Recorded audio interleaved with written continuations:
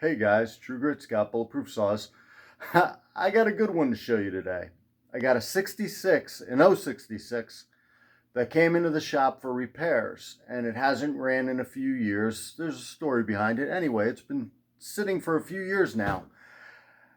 And I got to looking at it, and I got more questions than I have answers on this one. I'm going to pause you guys, and I'm going to try to get it on video because without pulling this thing all the way apart, I don't know if I'm going to be able to video it, but I'm going to try. So hold on a second. Let me see what I can do.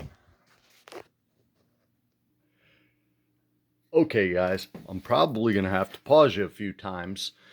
So the first thing I do is I pulled the back cover and air filter off, which weren't doing a damn thing because I grabbed this just to show you was absolutely missing from the saw. So you had the carb on there, the air filter holder bolted directly to the carb without that. So the first problem that you have, and let me see if I grab a flashlight, maybe you could see how much sawdust that was sucking in. So the saw actually ran like that. The impulse line, it looks a little odd to me. And I don't know, maybe it's an older impulse. I don't know, but it doesn't look quite right to me. And it has, well, I don't know if you could see it now. It has a little crack in it, so that's a problem. And, you know, the top cover's aftermarket. The carb is aftermarket. The filter, I believe, is aftermarket, but I didn't look at it real hard. That's an aftermarket. And the back cover was aftermarket, which is fine. I don't have a problem with any of that. I'm not sure that the handle's OEM yet. I didn't look good enough. The handlebar is OEM. The chain brake's OEM. The clutch cover's OEM. The cases are OEM. The muffler's OEM. The decomp's OEM. Recoil's OEM. So we got a good amount of OEM parts on this saw. So I figured, you know what? Let me get a better look. I looked in through the intake and I couldn't see what I wanted to see on that piston and cylinder OEM muffler. So I was going to pull the muffler off. And when I go to pull it off, I get this. I don't know if you could see that.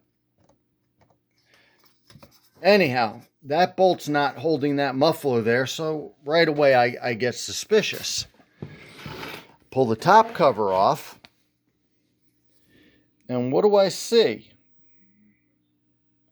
Looks like the bolt's totally missing or it's broken off down in the hole.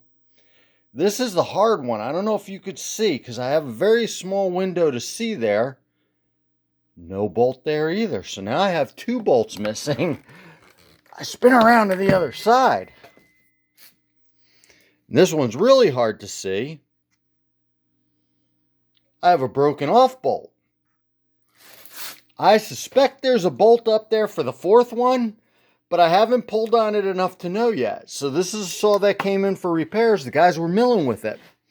I'm going to put you on the tripod so I can talk to you about this. Okay, guys, so you know, the saw's in for a repair, and I got a bunch to look at and figure out what's salvageable and what's not.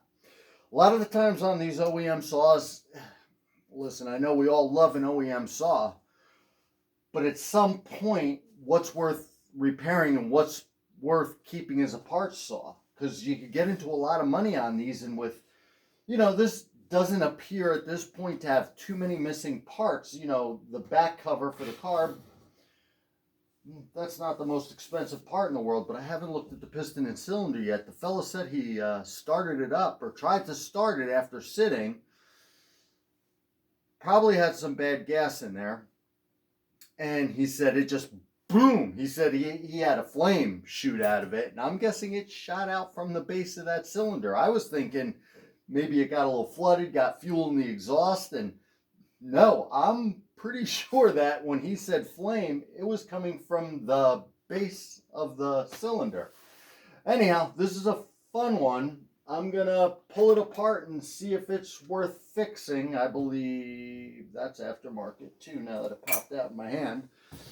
Anyhow, I'm hoping we get this back together with maybe just a replacement carb, because I think he did say that the ethanol gas was sitting in it for 3 years. So I'm guessing I could replace an aftermarket carb fairly cheaply, and it's probably cheaper than me rebuilding this one. Plus, this isn't one of the known good aftermarket carbs that I deal with, so I'll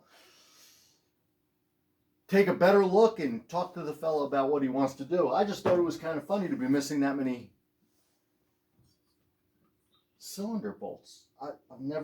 I've seen broken cylinder bolts, but I've never seen two that look like they may be broken off in there, two that are wholly missing, and one that's definitely broken off. And hopefully I can weld something to that and pull that out of there for him, and maybe salvage this, even if it's a piston and cylinder job. Maybe we get it done for the fella. Anyhow, True Grit Scott, just an interesting thing that comes in the shop. Thought you guys would like to see. Bulletproof Saws. Thanks for watching. Stay safe, guys.